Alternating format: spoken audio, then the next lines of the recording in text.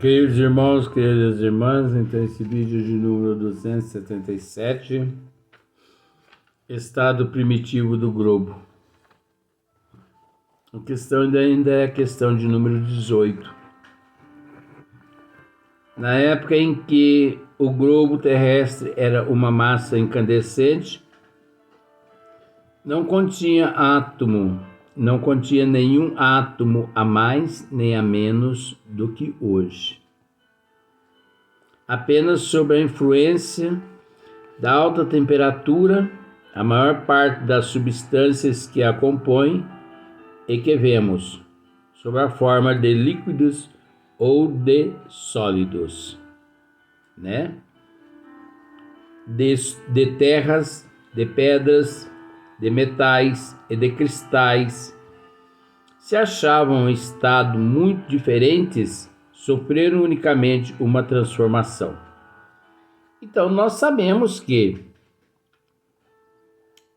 a matéria, como já dissemos em outros vídeos, a matéria sempre foi uma só. Vamos pensar da seguinte forma: isso é uma comparação assim muito insignificante. Mas vamos pensar assim da seguinte forma, olha só para você ver. Vamos pensar, nós vamos usar esse termo aqui para ficar fácil para as pessoas pensar. Como seria a matéria nesse estado aqui? Porque a matéria, ela é um elemento que é aurido do Criador. Através dessa matéria, que é a matéria primitiva cósmica universal, que é o mesmo fluido cósmico universal, essa matéria, ela é detentora de todos os elementos os quais os ministros e os arquitetos siderais necessitam para a formação de nebulosas, formação de galáxias, de planetas, sóis e todos os elementos existentes em todos os planetas e em todas as galáxias e dimensões por toda a eternidade infinitamente. Você viu só como eu consigo dizer tudo ao mesmo tempo, englobando-se tudo. Pois encontra-se tudo na matéria. Então, mas vamos simplificar só para você ver. Pegue 20 litros de água, só para simplificar. Então você tem que pensar, com todo respeito que você merece, você tem que pensar que com aquela água você pode fazer milhões de coisas. Olha só, vamos por parte. Com a água, não vou pensar 20 litros não, mas aquela caixa d'água que você tem lá sobre a tua casa, com a água você pode fazer o almoço, pode cozinhar o feijão, o arroz, lavar a alface, né, a verdura. Tá bom. Você pode fazer o café e me chamar, tá? Porque tem muitos amigos que estão em falta comigo. Não estão fazendo café. Não estão me chamando. Então isso eu vou cobrar. Porque dos amigos eu posso cobrar isso aí. Eu não posso cobrar quando eu estou fazendo tratamento. Mas fora dos tratamentos, cadê a consideração de vocês, gente? Não, vamos parar com isso. É brincadeira. Tá bom. Com a água você pode lavar os talheres, né? Você pode escovar os dentes, você pode tomar banho, ó. Olha a função da água. E a água é uma matéria. Você pode lavar roupa, você pode lavar o quintal, você pode lavar os automóveis, né? O automóvel que você tem, a moto, a bicicleta, você pode lavar o tênis, o sapato, você pode lavar o cabelo. Eu vou falar muita coisa aqui agora. Você pode fazer um chazinho, né, para tirar a cólica do bebezinho. Você pode tomar um chazinho, fazer um chazinho para você, né, se acalmar. Porque tem gente que anda tão assim estressado, né, que quando recebe tratamento de Valium, essas coisas assim, dorme uma semana, fica parecendo. Tem gente que recebe tratamento de Valium, tem que usar 2, 3 baldes na beirada da cama, porque baba tanto que enche os baldes de baba. Tá bom. Mas você lava as roupas de cama, você lava as roupas do corpo, né? Então, você já parou para analisar quantas mil utilidades há numa água? Mas o interessante, gente, é que a humanidade não para pensar nisso. Eu observo tudo isso. Quantas mil coisas. Esta simples água e outra, ela tonifica o nosso corpo físico, porque um ser humano precisa de 2 a 4 litros de água por dia. Ah, Luiz, você tá ficando doido. Tô ficando doido? Então deixa de pôr combustível. Deixa de pôr combustível no teu automóvel. Ah, mas esse coisa aqui tá faltando bateria? Não pode, né? Então, deixa de pôr combustível no teu automóvel para ver o que acontece, né? Se o teu automóvel andar sem combustível também, tudo bem, não tem problema nenhum. Agora, o ser humano precisa de 2 a 4 litros de águas por dia, né? Quantos milhões? Eu observo tudo isso. Então, em consequência do resfriamento, os elementos formaram novas combinações com relação, né, o resfriamento aqui da Terra, os elementos formaram novas combinações. O ar enormemente dilatado, né? De certo se estendia a uma distância imensa. Toda a água forçosamente transformada em vapor se encontrava misturada com o ar, né? Porque na época toda a água forçosamente transformada em vapor se encontrava misturada no ar. Todas as matérias suscetíveis de se volatilizarem, tais como os metais, o enxofre, o carbono, se achavam em estado de gás. Tá vendo só? Olha só para você ver. Suscetíveis de se volatilizarem, tais como os metais, o enxofre, o carbono, se achavam em estado de gás. Não é? O da atmosfera, nada tinha, portanto, de comparável ao que é hoje. A densidade de todos esses vapores que dava uma opacidade que nenhum raio de sol podia atravessar. Você entendeu isso aqui? Eu tenho que mexer aqui porque está querendo a bateria do celular. Mas Jesus amado, por que você está com isso, meu filho? Se fossem outras pessoas assim supersticiosas, eles iam dizer que isso seria a armação de algum obsessor. E não tem nada de obsessor, gente. Isso aqui é imprudência da minha parte.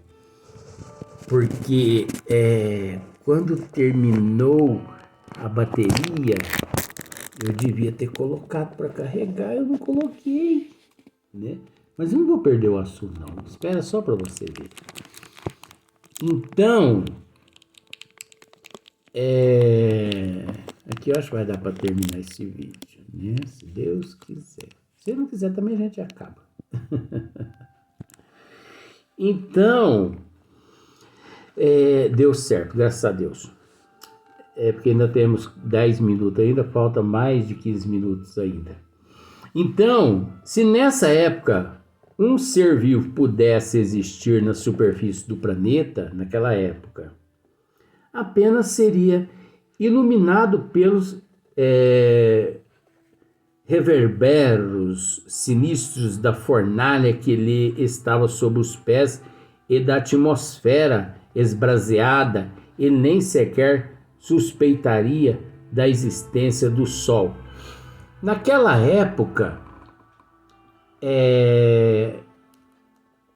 a atmosfera da Terra encontrava-se assim tão imantada de diversos tipos de gás, como aqui, por exemplo, vamos voltar aqui.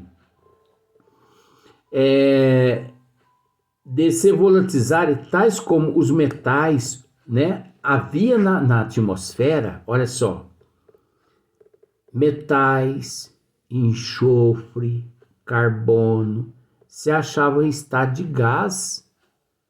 Só que em estado de gás que cobria toda a Terra, que os raios solares não conseguiam atravessar, devido à densidade. Não é a intensidade, já é diferente.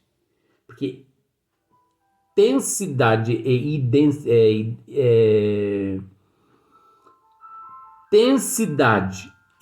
densidade é outra coisa. Então, olha só. Achavam-se em estado de gás. O da atmosfera nada tinha, portanto, de comparável ao que é hoje. A densidade, tá vendo? Olha só. De todos esses vapores, eles davam uma opacidade que nenhum raio de sol podia atravessar. Opacidade. Os raios de sol não atravessavam naquela época. E isso, gente, ficou milhões e milhões de anos. Essa opacidade. Esses vapores tóxicos. O mais interessante, tóxicos, porque ali existia, né, gases tóxicos, existia metais, existia enxofre, que se um ser humano ali, vamos pensar, se um ser humano se materializasse ali, vamos pensar assim, umas 3, 4, assim, inspirada que ele desse ali, ele desencarnaria. De tão densa, de tão pesado os metais na atmosfera. Você acha que naquela época o oxigênio que nós hoje aqui aspiramos, né? Aspiramos, aspiramos. Você acha que esse oxigênio na época era límpido? Não, de jeito nenhum. Hoje, quando se fala em poluição mundial, é lógico que o Greenpeace, né? O Greenpeace, eles lutam incansavelmente pela não poluição, pela preservação das matas, das baleias, das espécies. Muitos países se reúnem para proteger, né, a atmosfera, a Terra de gases poluentes. Mas as pessoas não têm noção. Os geólogos, eles têm noção sim do que significa esta poluição lá do princípio, há 5 bilhões de anos atrás. Enxofre puro no ar. Gases tóxicos pesadíssimos, metais pesados, que se um ser humano ali se materializasse e ele aspirasse aquele oxigênio, inspirasse aquele oxigênio, ele morria na hora. Estava uma parada cardíaca nele, porque adentraria a tua corrente sanguínea tudo quanto é tipo de metais. E outra, a Terra era escura como um eclipse solar. Não porque existia eclipse solar, mas pelo fato da densidade do acúmulo de gases pesados na atmosfera, que não deixava os raios solares ultrapassar. Então, com os passares dos milhares de anos, 300, 400 mil anos ou mais, chuvas torrenciais, chuvas diluvianas, vamos usar esse termo, 24 horas, vamos usar até esse termo também. Chovia, evaporava, voltava. Chovia, voltava.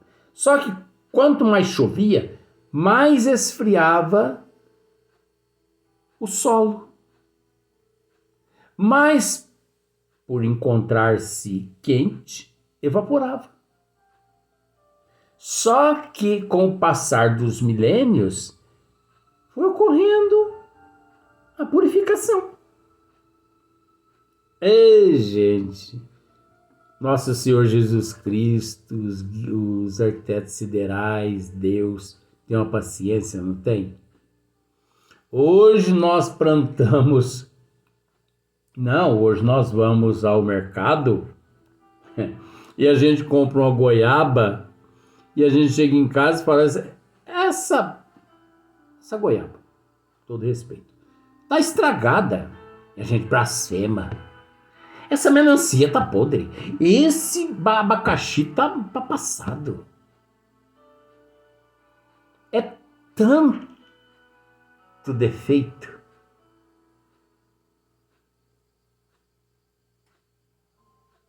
E a paciência do Criador. Isso, gente, falando em matéria de terra. E terra é um grão de areia na lâmina do microscópio. Você entendeu? Agora nós não podemos nos esquecer que os princípios aqui na Terra existem por toda a eternidade em todas as nebulosas, galáxias, dimensões, universos, eternidade. E por tudo. Agora, vejamos a paciência de Deus. Vejamos. Não é? Então, uma opacidade que nenhum raio de sol podia atravessar, se nessa época um ser vivo pudesse existir na superfície do planeta, apenas seria iluminado pelas os reverberos. Esses reverberos aqui seriam aqueles raios de vez em quando, né? Então, percebamos isso quando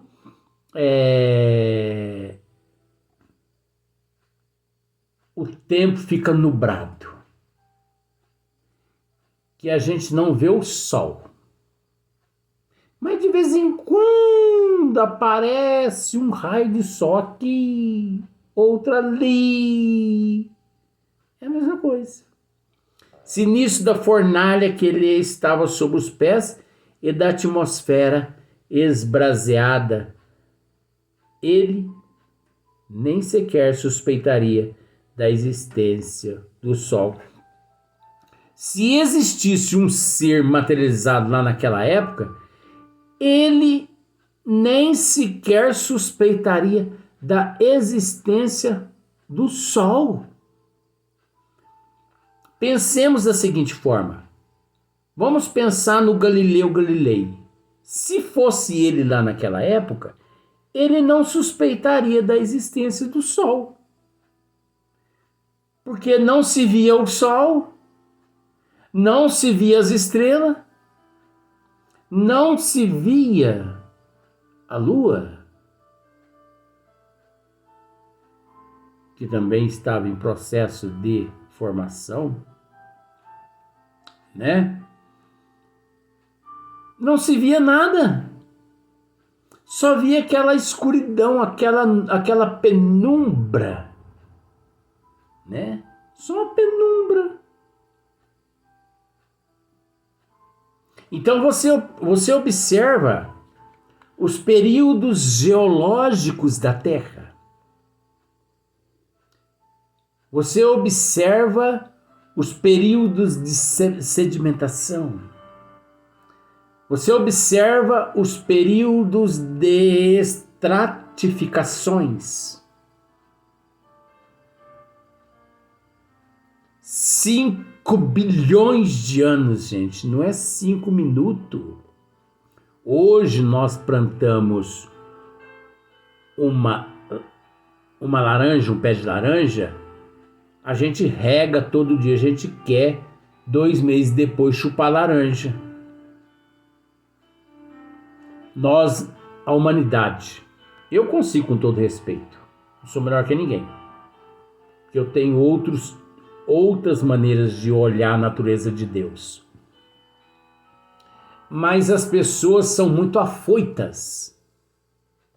As pessoas plantam e querem retorno rápido, não é?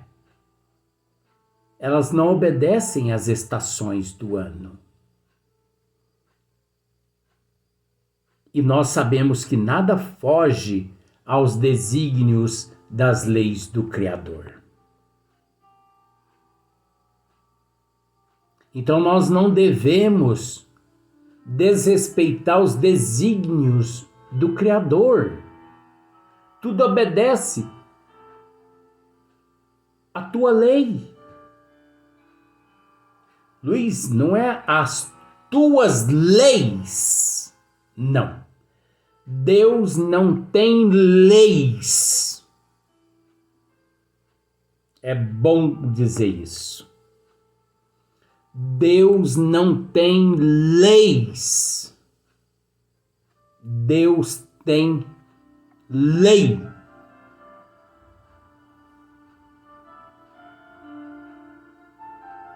Porque ele é um só. Agora esta uma,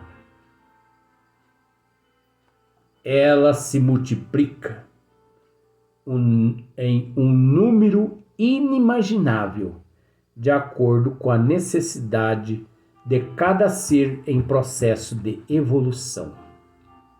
Como, por exemplo, Deus não ama Jesus mais do que nós. O amor que Deus tem por Jesus é o mesmo que ele tem por nós. Você acha que Deus ama Jesus mais do que nós? Não. Para Deus, Jesus e nós somos todos iguais. A diferença que existe entre Jesus e nós é a desigualdade evolutiva. Porque para Deus todos nós somos iguais. Agora aqui na Terra, devido à nossa desigualdade evolutiva, existe o fator ignorância. Quando nós não deveríamos agir na desigualdade. Porque todos nós somos irmãos em processo de evolução. Todos nós somos importantes. Todos nós. Ninguém é melhor que ninguém. Mas, até lá, né? Muitas coisas vão acontecer. Nós vamos para mais um vídeo.